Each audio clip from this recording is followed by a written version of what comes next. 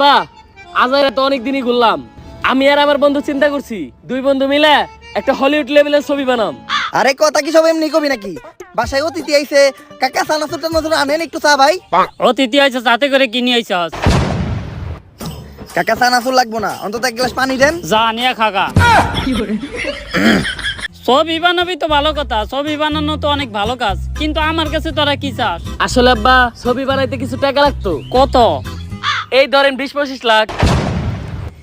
20-25 লাখ তো অনেক দূরের কথা, তুই 20-25 টাকাও পাবি না। আর কোনো ভালো করে সন্তানরা কি ছবি বানায়? আর তুই জানিস না আমার অবস্থা, আমার কাছে অনেক টাকাও নাই। আব্বা টাকা নাই তো কি হয়েছে, এই বাড়িটা তো আছে। তুই মনের বলে এই বাড়ি বেচার কথা চিন্তা করিস না, কারণ আমি বেঁচে থাকতে তোর এই বাড়ি বেচতে দিব না।